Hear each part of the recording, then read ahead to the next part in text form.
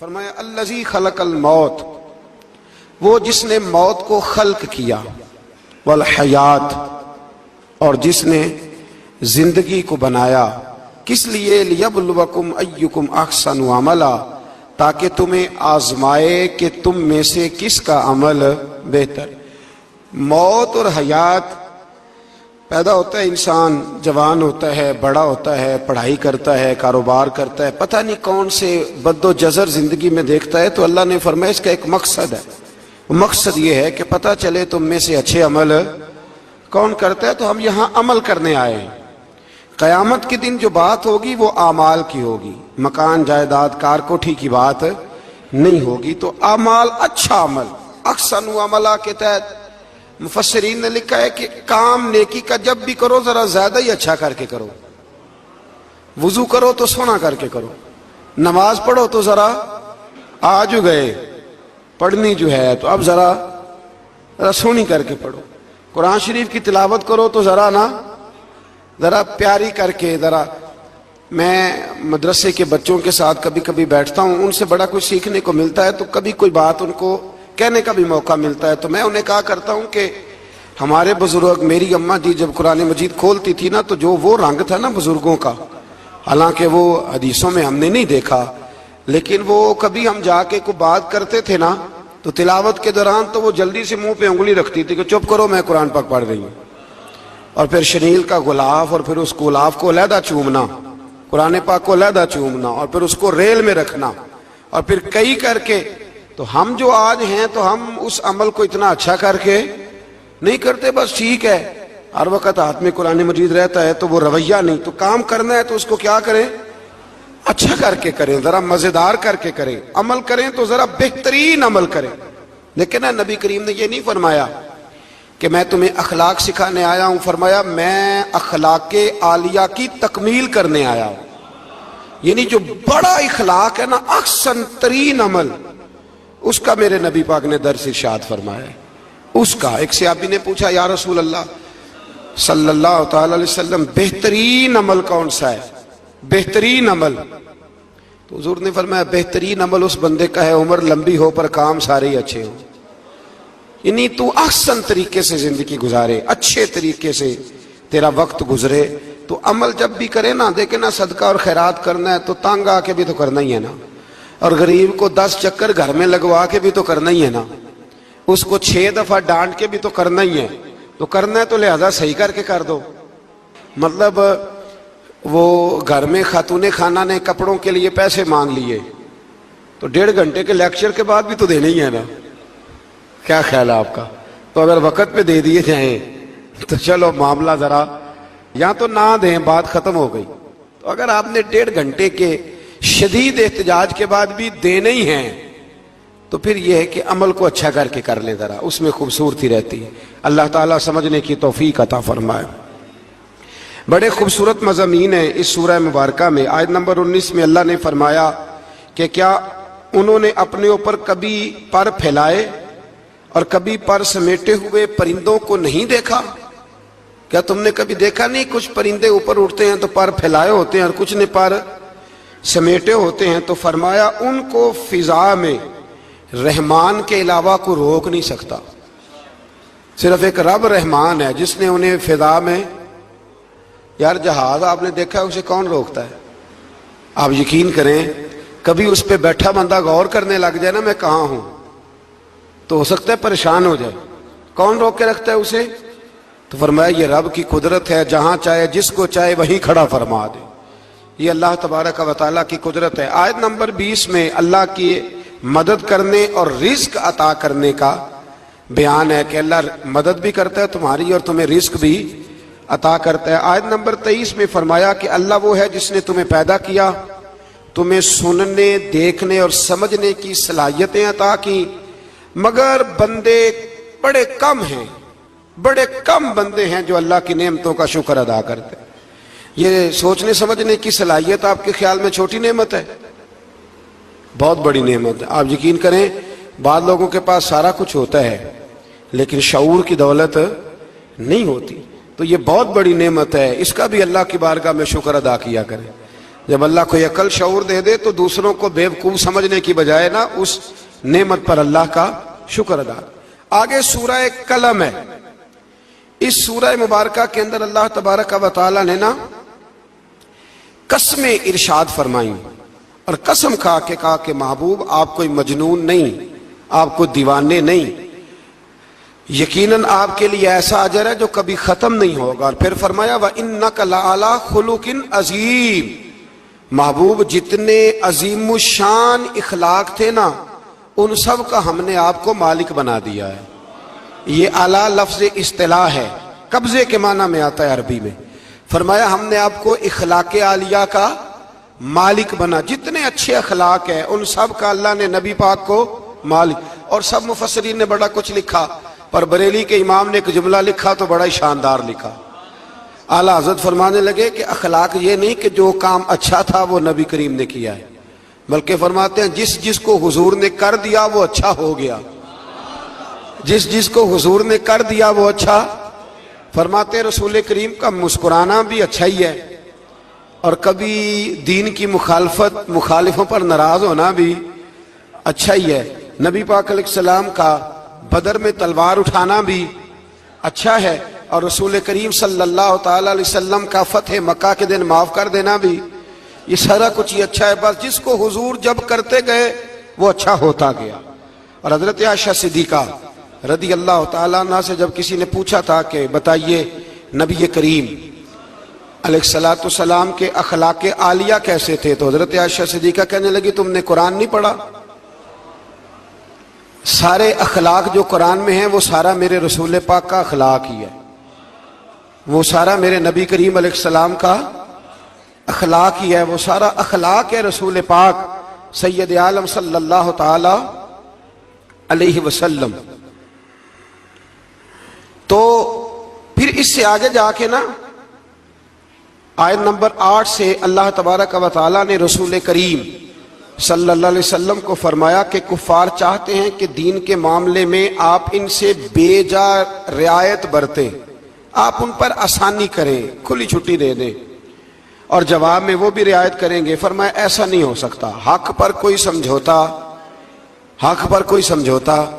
نہیں ہو سکتا۔ اس کے بعد ایک دشمن رسول صلی اللہ علیہ وسلم، مفسرین نے اس کا نام ولید بن مغیرہ لکھا ہے، اس نے نبی پاک علیہ السلام کی گستاخی کی تھی، تو اللہ نے اس کے 9 کبھی باتیں قرآن میں بیان کی، بڑی باتیں ارشاد فرمائی۔ فرمایا جھوٹی قسمیں کھاتا ہے، نکتہ چینیاں کرتا ہے، سخت منع کرنے والا ہے بلائی سے، اور حد سے بڑھنے والا ہے۔ اور آخر میں فرمایا اتلم بعد ذالک الزنیم، فرمایا یہ نہ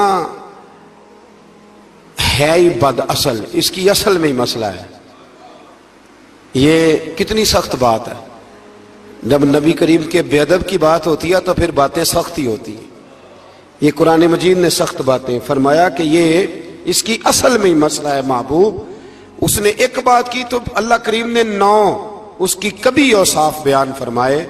اس لیے اعلیٰ حضرت نے کہا تھا دشمن احمد پہ شدت کیجئے، دشمن احمد پہ شدت کیجئے، ملحدوں سے کیا مروت کیجئے، شرک ٹھہرے جس میں تعظیم حبیب، اس برے مذہب پہ لعنت کیجئے، اس برے مذہب پہ لعنت کیجئے، اور جو نہ بھولا ہم غریبوں کو رضا، ذکر اس کا اپنی عادت کیجئے۔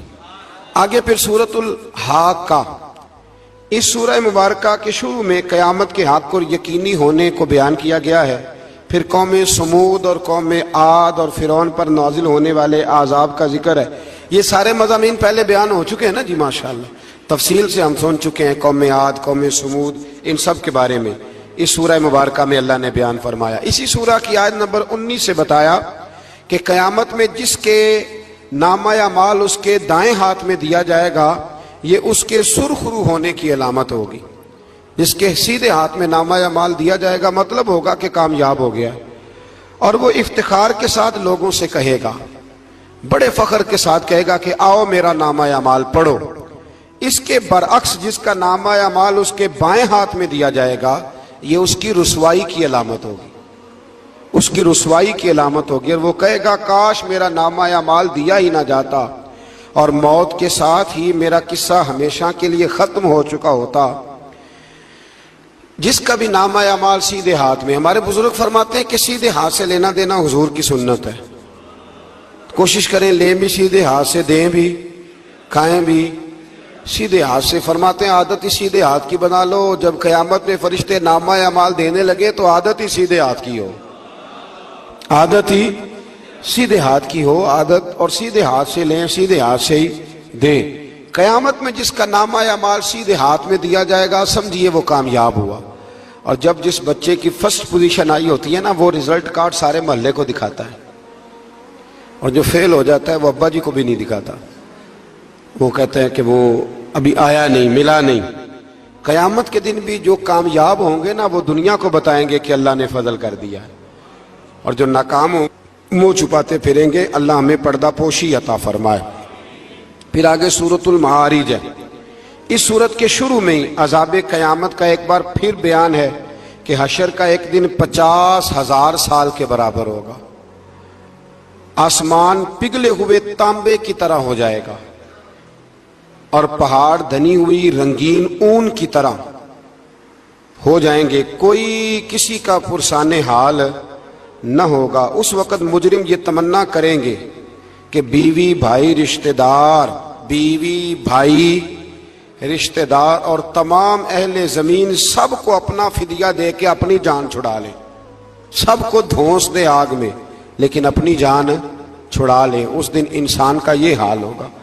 یہ جو کچھ لوگ، میں نے پہلے بھی کہا تھا کہ کچھ لوگ نا مذاق اڑاتے ہیں قیامت کے عذاب کا، قبر کے عذاب کا، یہ بات درست نہیں ہے۔ دیکھیں نا کہ اللہ تعالیٰ نے قرآن مجید کی واضح آیات میں عذاب کا ذکر فرمایا ہے۔ کیوں فرمایا ہے؟ کہ لوگ اس عذاب سے ڈرے، اس سے بچنے کے لیے تیاری کریں، یہ بیان فرمایا۔ اب یہاں لوگ مذاق اڑاتے ہیں معاذ اللہ تعالیٰ، کہتے ہیں دیکھو جی فلاں مولانا کہہ رہے تھے بچھو آئیں گے تو یہ ہوگا۔ خدا کے بندو، مولانا کون ہوتے ہیں؟ مولانا کون ہوتے ہیں یہ بات کرنے والے؟ یہ تو حدیثوں میں آئی، قرآن مجید کی آیات میں آئی۔ آپ مذاق نہیں اڑائیں بلکہ کوشش کریں کہ اللہ تبارک و تعالی ہمیں سمجھنے کی توفیق عطا فرمائے۔ پھر آیت نمبر 19 سے انسان کے کم حوصلہ ہونے، مصیبت کے وقت گھبرا جانے اور نفع پہنچنے کی صورت میں بخل کرنے کا ذکر ہے۔ فرمایا بڑے کم حوصلے والا ہے، مصیبت کے وقت گھبرا جاتا ہے، اور اگر اسے ہم نفع دیں نا تو جب نفع ملے تو چاہیے تھا نا سخاوت کرتا، تو اس وقت کیا کرتا ہے؟ بخل کرتا ہے، کنجوسی کرتا ہے۔ اللہ فرما رہا ہے، نبی پاک علیہ الصلوۃ والسلام نے فرمایا یہ جو سخی ہوتا ہے نا، فرمایا یہ سخی بندوں کے دل کے قریب بھی ہوتا ہے، اللہ کے قریب بھی ہوتا ہے، اور جنت کے قریب بھی ہوتا ہے۔ اور فرمایا یہ جو بخیل ہوتا ہے نا، بخیل، یہ بندوں سے بھی دور ہی ہوتا ہے، بندوں سے بھی دور ہے، جنت سے بھی دور ہے، اور اللہ تبارک و تعالیٰ کے قرب سے بھی دور ہے۔ اور حضور فرماتے ہیں جب صبح سورج طلوع ہوتا ہے تو فرشتہ دعا کرتا ہے اللہ سخی کو زیادہ عطا فرما، اور کہتا ہے یا اللہ جو کنجوسی کرے نا اس سے روک لے، اسے نہ دے، اس لیے کہ جب وہ نہیں دے رہا۔ بڑی خوبصورت مثال علامہ اسماعیل حقی نے لکھی ہے۔ آپ فرماتے ہیں کنویں سے سارا پانی ختم ہو جائے تو نیچے سے تازہ آ جاتا ہے، اور اگر پانی ختم نہ ہو اندر ہی پڑا رہے تو باسی ہو جاتا ہے۔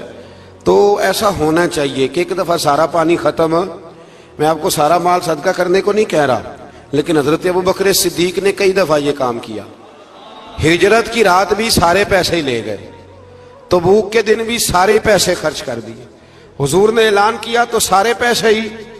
مولانا حسن رضا صاحب فرمایا کرتے تھے اعلیٰ حضرت کے بھائی، بیاں ہو کس زبان سے مرتبہ صدیق اکبر کا کہ محبوب خدا محبوب ہے صدیق اکبر کا، اور لٹایا راہ حق نے گھر کئی بار اس محبت سے کہ لٹ لٹ کر حسن گھر بن گیا صدیق اکبر کا، لٹ لٹ کر حسن گھر بن گیا صدیق اکبر کا۔ تو کنجوسی سے بچنے کی کوشش کریں۔ ہاں اسلام فضول خرچی سے منع کرتا ہے، فضول خرچی نہیں کریں، لیکن جہاں خرچ کرنا ہو وہاں سے کنجوسی بھی نہ کریں۔ پھر اس سے آگے سورہ نوح کا ذکر ہے۔ اس سورہ کے شروع میں ہی نوح علیہ السلام کا اپنی قوم کی طرف مبعوث ہونے پر قوم کو اللہ کی عبادت کی دعوت دینے اور گناہ چھوڑنے کا ذکر ہے۔ پھر حضرت نوح علیہ السلام نے جو اپنی قوم کے بارے میں اللہ سے فریاد کی کہ اللہ جی نہیں مانتے، پھر عذاب آیا، تو اس ساری بات کا اللہ نے سورہ نوح کے اندر ذکر فرمایا۔ پھر آگے سورۃ الجن ہے، سورہ جن۔ میں نے آپ کو پچھلے کچھ اسباق میں بھی بتایا تھا کہ جن نبی کریم علیہ السلام کے غلام تھے، حضور کا کلمہ پڑھتے تھے۔ جنات مسلمان ہوتے ہیں، بلا وجہ کسی کو تنگ نہیں کرتے۔ ہمارے ہاں جتنا شور ہے نا جنات کے آنے کا، اتنے آتے نہیں، اتنا کالا جادو ہوتا نہیں جتنا کہ ہم لوگوں نے سمجھ لیا ہے۔ قرآن مجید کی آخری 2 سورتیں پڑھیں، اللہ اپنی رحمت فرمانے والا ہے، اللہ کرم نوازی کرنے والا ہے۔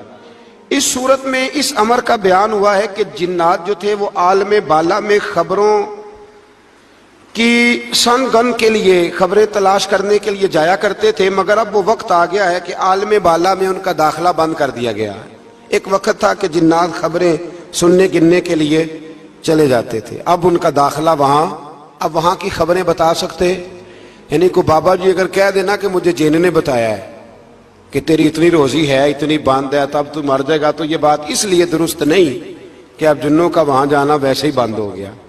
تو اب بابا جی تو آپ کو پتہ ہے نا، یہ بھی کہہ دیتے ہیں اللہ ماشاءاللہ کہ وہ چیزیں پیسے مانگتی ہیں، یعنی بڑی بڑی عجیب فلسفے کے ساتھ نا وہ چیزیں پیسے مانگتی ہیں۔ تو میں نے کہا مطلب چیزوں کا پیسے مانگنا تو سمجھ میں نہیں آتا، یا پھر کوئی ایسی بات بتا دی جاتی ہے کہ جس سے وہ پیسے دینے والا ماحول بن جاتا ہے۔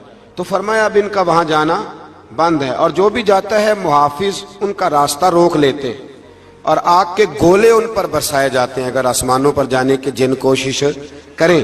جنات نے مشورہ کیا کہ پورے روئے زمین کا جائزہ لے کے دیکھیں آخر یہ سارا منزل کیوں تبدیل ہو گیا، تو ضرور کوئی بڑی تبدیلی آئی ہے۔ حضرت ابن عباس رضی اللہ تعالیٰ عنہ نے بیان کیا کہ ان کی ایک جماعت مکے کی طرف گئی، اور وہاں نبی پاک علیہ السلام عکاظ کے بازار میں اپنے اصحاب کو صبح کی نماز پڑھا رہے تھے۔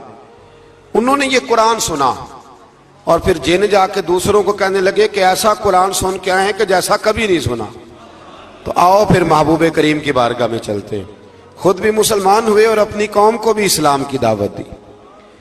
اس کی آیت نمبر 26 میں اللہ تبارک و تعالیٰ نے فرمایا، یہ سورہ جن جو ہے نا، اس کی آیت نمبر 26، اللہ کریم نے ارشاد فرمایا عالم الغیب فلا یظہر علی غیبہ احدا، فرمایا غیب کا جاننے والا اپنے غیب پر کسی کو مطلع نہیں کرتا، غیب کا جاننے والا آگاہ نہیں کرتا اپنے غیب پر کسی کو بھی۔ آگے فرمایا الا من ارتضی من رسول، لیکن اپنے رسولوں میں سے جس کو پسند کرتا ہے اس کام کے لیے چن لیتا ہے۔ کسی عام بندے کو غیب پر مطلع، یہ آیت نمبر 26 میں نے کتنی دفعہ یاد کرائی آپ کو؟ تو بھئی عقائد جو ہوتے ہیں وہ جب سے ہم قرآن مجید پڑھ رہے ہیں جگہ جگہ عقائد آئے ہیں اہل سنت کے، جگہ جگہ آئے، تو آپ سمجھے نا کہ یہ عقیدہ جو ہوتا ہے یہ شعر سے ثابت نہیں ہوتا، یہ قرآن حدیث سے ثابت ہوتا ہے۔ شعر تو ایک ذوق کا نام ہے۔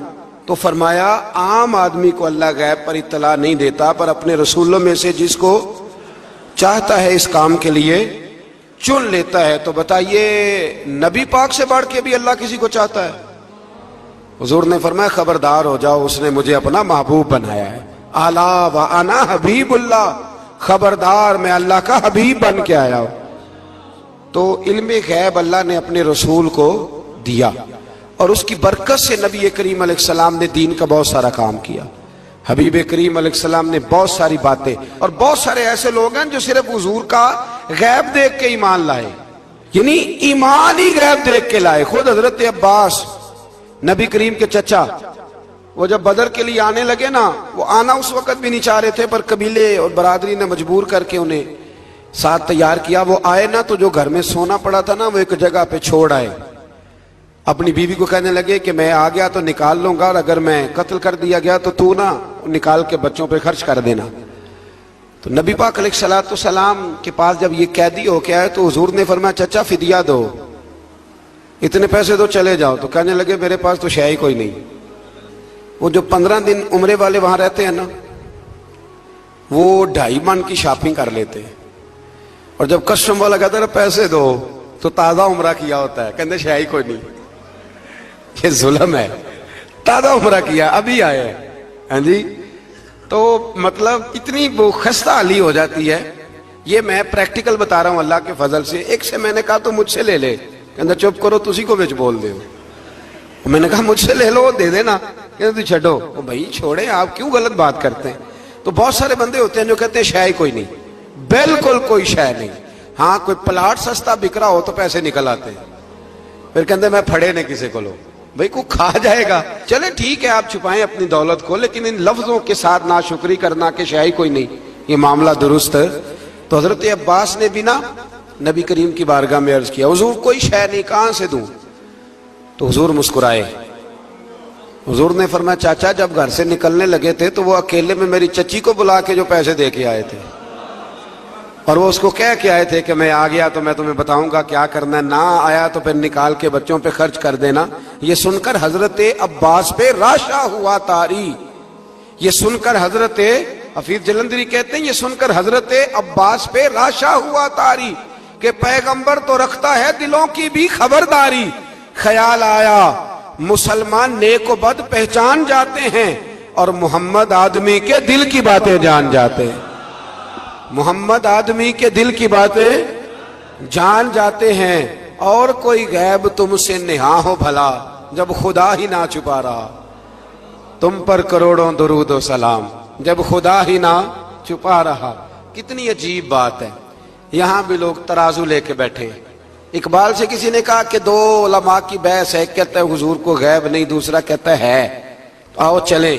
تو اقبال کہنے لگے مجھے شرم نہ آئے گی میں وہاں چلا جاؤں جہاں لوگ میرے نبی کا علم تولنے کے لیے ترازو لے کے بیٹھے ہیں, حضور کا علم تول رہے ہو.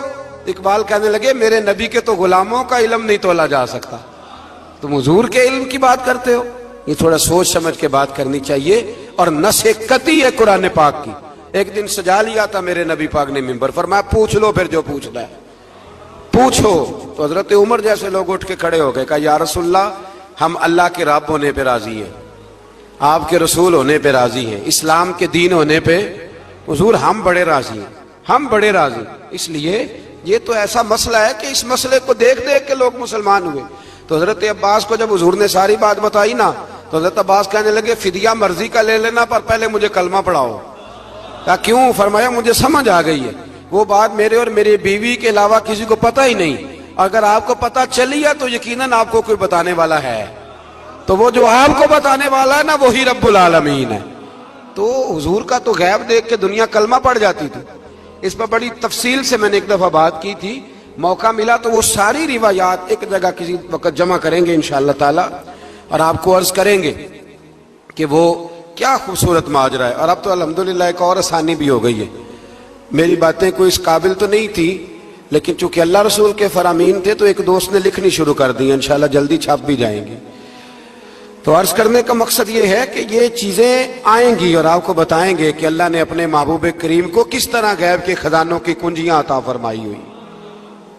تو اس سے آگے پھر سورہ مزمل شروع ہوتی ہے. سبحان اللہ.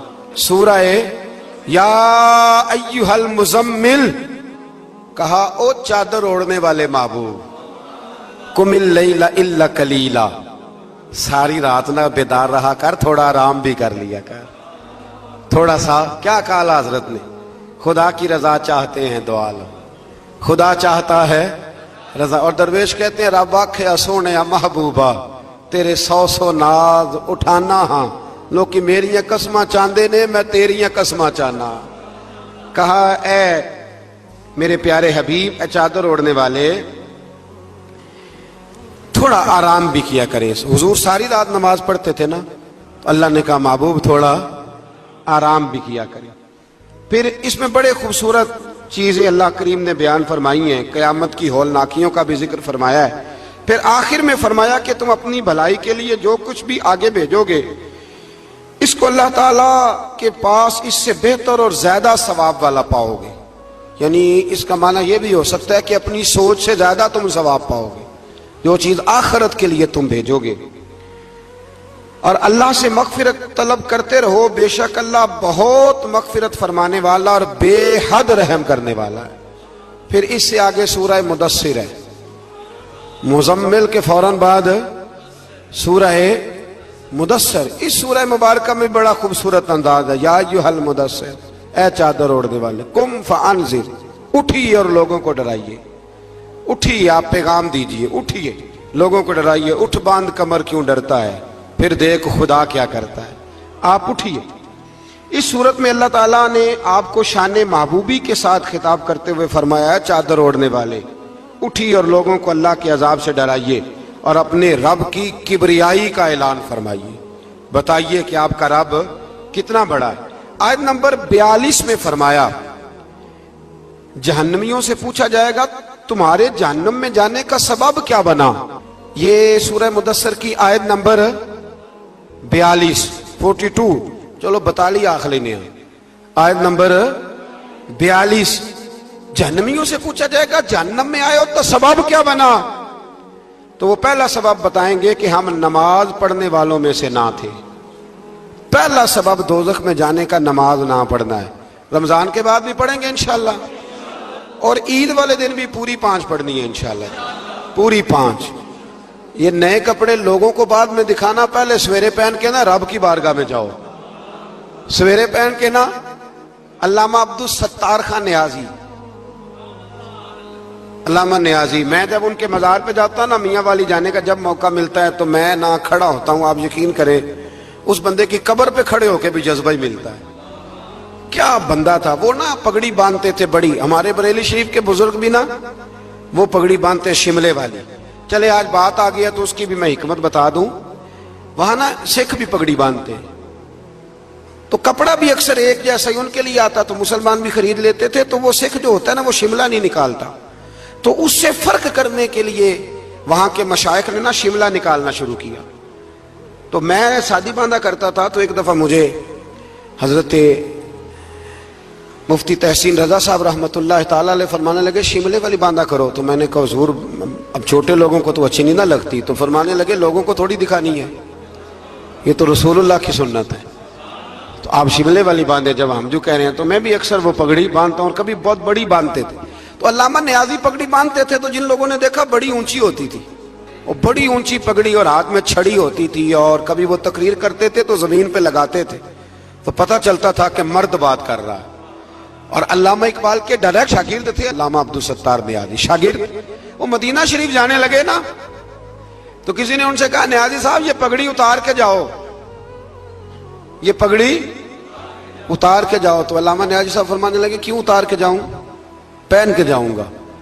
जब हुजूर की बारगाह में न्याजी का सर झुकेगा तो शिमला भी झुकेगा, और दुनिया को पता चलेगा जिसका सर कभी कहीं नहीं ना झुकता, इस रोजे पे आके उसकी गर्दन भी झुक जाया करती।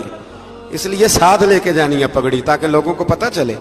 तो आप नए कपड़े पहन के ना कभी साज संवर के मस्जिद भी जाया करें, खूबसूरत हो के। कुरान मजीद ने कहा गालिबन नामे पारे में है कि नमाज के वक्त जीनत इख्तियार करो, अच्छे बन के। तो नए कपड़े पहन के ना ईद वाले दिन 5 नमाजें पाबंदी से पढ़नी है इंशाअल्लाह ताला। ये राश देखना है इंशाअल्लाह ताला, पता चलेगा कि रमजान के रोजों ने असर किया हमारे ऊपर। तो जहन्नमियों से पूछा जाएगा दोज़ख में आने का सबब क्या बना, तो कहेंगे हम नमाज पढ़ने वालों में से ना थे, और दूसरी बात ये कहेंगे कि हम मिस्कीन को खाना नहीं खिलाते थे। दोज़ख में जाने का दूसरा सबब कि तौफीक के बावजूद लोग मिस्कीनों का ख्याल नहीं रखते। और तीसरी बात वो ये कहेंगे कि हम लगव कामों में मशगूल रहते थे। लगव काम, बेहुदा काम उसको कहते हैं जिसका फायदा कोई नहीं। ये बड़े बड़े सियाने लोग गेमें खेलते, सियाने लोग, अक्लमंद लोग। तो ये जहन्नम में जाने का तीसरा सबब कुरान ने बयान किया। लगविया, फट्टे पे बैठ गए, फजूल बात शुरू कर दी। भाई इससे बेहतर था तो कुरान मजीद की तिलावत करता। ऐसे ही बिला वजह लगवियात हैं ये सारी। मैं मना नहीं करता खाना खाने के लिए कभी जरूर जाएं, लेकिन ये माहौल ही बना लेना कि आज तुझे पार्टी है तो कल मुझे पार्टी है तो परसों उसको पार्टी है। तो ये शुगल मेला हर वक्त का, मुसलमान के पास तो इतना वक्त ही नहीं। एक दोस्त मुझे कहने लगे कि मैं आजकल बड़ा बोर हो रहा हूं, तो मैंने कहा तू असल में फारग है, वरना हमारे पास तो टाइम ही कोई नहीं बोर होने का। बंदा मतलब को फुर्सत मिले तो बोर हो ना, पता नहीं कहां से लोग टाइम निकाल लेते हैं, बोर भी हो लेते। तो आप फारिग लगवियात से बचे। लगव काम करना जहन्नुम में जाने का तीसरा सबब है। ये कुरान मजीद ने इस सूरह मुबारका की आयत नंबर 42 में इरशाद फरमाया। اور چوتھے نمبر پر کہیں گے ہم قیامت کے دن کو جھٹلاتے تھے کہ موت ہمارے سر پہ آ گئی۔ یہ 4 کام ہیں جو جہنم میں جانے کا سبب بنیں گے۔ نماز نہ پڑھنا، پہلا کام مسکین کو کھانا نہ کھلانا، اور تیسرا لغو اور فضول کاموں میں مشغول رہنا، بالکل کوئی فائدہ ہی نہیں وہ کام کرتے رہنا، بالکل بے معنی بے مقصد کام کرنا۔ اور چوتھے نمبر پہ کہیں گے کہ ہم قیامت کے دن کو، آج بھی کچھ لوگ کہہ دیتے ہیں کہ مریں گے تو دیکھی جائے گی، مثلا کیا دیکھ لیں گے آپ؟ اتنی بڑی جرت، اتنی بڑی، اللہ تعالی ہمیں سمجھنے کی توفیق عطا فرمائے۔ سورۃ القیامہ شروع ہو جاتی ہے جی اس سے آگے۔ اس سورہ مبارکہ کے اندر اللہ تبارک و تعالی نے ان لوگوں کے بارے میں جو آخرت کے منکر ہیں، اللہ تعالیٰ نے قسم ذکر فرما کے ارشاد فرمایا، کیا انسان نے یہ گمان کر رکھا ہے کہ ہم مرنے کے بعد اس کی ہڈیوں کو جمع نہیں کریں گے؟ کیوں نہیں؟ ہم اس بات پر قادر ہیں کہ ان کی انگلیوں کے پورے جیسے پہلے تھے ویسے ہی بنا دیں گے، یعنی انگلیاں تک تمہاری جمع کر لی جائیں گی، انگلیاں تک۔ قیامت کے دن تمہیں کسی کی قبر کھلی تو اس کو دیکھا کہ ہڈیوں کا پنجر بن گیا، لیکن اللہ اسے بھی قیامت میں جمع فرمائے گا دوبارہ سے۔ اور وہ مثال میں 3 4 پارے میں دے چکا ہوں، جب حضرت ابراہیم علیہ السلام نے جانوروں کا، پرندوں کا قیمہ کر کے رکھا تھا اور کہا پکاریے، تو وہ سارے اپنے پروں پر دوڑتے ہوئے حاضر ہو گئے تھے۔ آگے سورہ دہر شروع ہوتی ہے، سورہ دہر، یہ 29واں پارہ ہے، اور اس میں صورتیں اگرچہ چھوٹی چھوٹی ہیں پر کیا بات ہے سب صورتوں کی۔ ہر سورہ مبارکہ بڑی اپنے اندر امتیازی شان رکھتی ہے۔ سورہ دہر میں فرمایا حل اتی علی الانسان حین من الدہر لم یکن شیئا مذکورا، فرمایا بے شک گزرا ہے انسان پر زمانہ ایک ایسا کہ جب وہ کوئی قابل ذکر چیز نہیں تھا۔ ایک وقت تھا کہ جب کوئی اس کا ذکر تھا کہ نہیں، وہ وقت بھی جب نہ نام تھا نہ ولدیت تھی۔ پھر دنیا میں آ کے لوگ سمجھتے ہیں کہ میں اٹھتا ہوں تو زمانہ اٹھتا ہے، میں بیٹھتا ہوں تو زمانہ میری وجہ سے نظام چلتا ہے۔ تو اللہ فرماتا ہے حین من الدہر لم یکن شیئا مذکورا، تیرا تو ذکر ہی کوئی نہیں تھا، تو جانتا ہی کوئی نہیں تھا، یہ تو رب نے تجھے پیدا کیا ہے۔ اب تو سمجھتا ہے کہ میں کوئی چیز ہوں۔ بڑے بڑے لوگوں کی قبروں پہ جاؤ، کوئی پوچھنے والا نہیں، کوئی نہیں۔ وہ جو کہہ دیتے تھے تو قانون بنتا تھا، قانون جن کے سائن کرنے سے لوگ پھانسی سے بچ بھی جاتے تھے اور پھانسی لگ بھی جاتے تھے۔ آج ان کا جاننے پہچاننے والا کوئی نہیں، تو انسان نہ بھول جاتا ہے۔ ایک دور وہ بھی ہوتا ہے جب بس میں بیٹھنے کو جگہ کوئی نہیں دیتا، اور ایک دور وہ بھی ہوتا ہے کہ درجنوں کاریں لے کے لوگ گلیوں میں کھڑے ہوتے ہیں۔ انسان کو سارے وقت یاد رکھنے چاہیے، اسے بھولنا۔ حضور علیہ السلام اکثر فرمایا کرتے تھے کہ میں تو اس ماں کا بیٹا ہوں جو گوشت کے خشک ٹکڑے کھا کے بھی گزارا کر لیتی تھی، گوشت کے خشک ٹکڑے کھا کے بھی گزارا کر لیتی تھی۔ اور حضرت عمر فاروق کی زبان پر یہ جملہ ساری عمر رہا کہ میں اونٹ چرانے والے کا بیٹا ہوں، یعنی ساری زندگی رہا۔ لوگ بھول جاتے۔ محمود غزنوی نے ایاز کو بڑا نوازا، لوگوں نے شکایت کی کہ ایاز تو آپ سے تحفے لے لے کے تو جنگل میں جمع کر رہا ہے دولت۔ محمود کہنے لگے تمہیں کیسے پتا؟ کہنے لگے عصر کے بعد کہاں جاتا ہے روز، پتا ہے؟ لگا نہیں، تو کہا پھر آپ کو آج تک یہ نہیں پتا کہ عصر؟ محمود کہنے لگے واقعی یار اس نے کبھی بتایا نہیں عصر کے بعد کہاں ہوتا ہے۔ عصر کی نماز پڑھ کے محمود ایاز کے پیچھے پیچھے گئے تو جنگل میں جا کے نا ایک جھونپڑی اندر سے کنڈی لگا لی، سپاہی ساتھ تھے۔ محمود نے غصے سے دروازہ بجایا، کھٹکھٹایا، اور ایاز نے جھٹ سے دروازہ کھولا۔ محمود دھکا دے کے اندر گئے تو دیکھا تو ایک پھٹی ہوئی چٹائی، ایک پرانا کرتا، ٹوٹے ہوئے جوتے، ایک پگڑی اور تھوڑا سا نا سامان ہلکا پھلکا بکھرا پڑا ہے۔ یہ کیا ہے؟ کیوں آتے ہو یہاں؟ بتایا کیوں نہیں؟ تو ایاز کہنے لگے بادشاہ میں یہاں نا روزانہ اپنی اوقات یاد کرنے آتا۔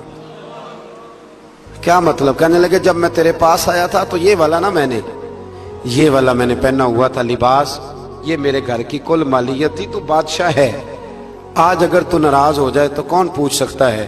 میں روز آ کے اپنی اوقات یاد کرتا ہوں کہ دوبارہ اگر یہاں آنا پڑے تو مجھے مشکل نہ ہو۔ ملا رومی سے کسی نے کہا تھا خشیت کیا ہوتی ہے؟ تو آپ فرمانے لگے ایک مانگنے والی سے ایک بادشاہ نے نکاح کر لیا تھا، مانگتی تھی، بادشاہ کو پسند آ گئی، شادی ہو گئی، تو سارا دن روتی تھی، سارا دن روتی تھی۔ تو اس کی کنیزیں اس سے کہنے لگی کہ بس بھی کر، اللہ کا شکر بھی ادا کر، اتنا تجھے اللہ نے نواز، تو روتی رہتی ہے۔ تو کہنے لگی اس لیے نہیں روتی، روتی اس لیے ہوں کہ میں اس قابل نہیں تھی، اور ڈرتی اس بات سے ہوں کہ کہیں میرا سائیں ناراض نہ ہو جائے۔ میں تے گلیاں دا روڑا کوڑا، میں گلیاں دا روڑا کوڑا، تے مینوں محل چڑھایا، مینوں محل چڑھایا۔ ایک میرا سنگی نا بڑا مہنگا سویٹر لے آیا میرے لیے، کچھ زیادہ ہی مہنگا تھا وہ۔ میں نے اسے کہا یار یہ رکھ لے تو۔ کہنے لگے ہم لے آئے تو بس قبول کریں۔ تو میں نے کہا میری اماں نا کروشیے سے میرے لیے سویٹر بناتی تھی، کروشیے کی ٹوپی۔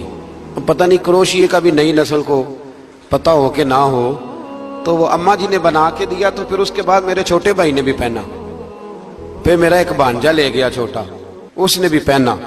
تو وہ اتنا مزیدار ہوتا تھا، اتنا شاندار ہوتا تھا کہ جو دھاگے اس میں لگے ہوئے تھے وہ دوبارہ کسی اور جگہ نظر، وہ کہیں اور میسر۔ تو اپنی اصل جو ہوتی ہے اس کا خیال رکھیں، اس کا دھیان کریں، اس پر توجہ کریں، اس پر ضرور غور کریں، یہ بڑی اہم بات۔ بہرحال اس پر بڑی باتیں کہنے والی ہیں، لیکن میں آگے بڑھتا ہوں۔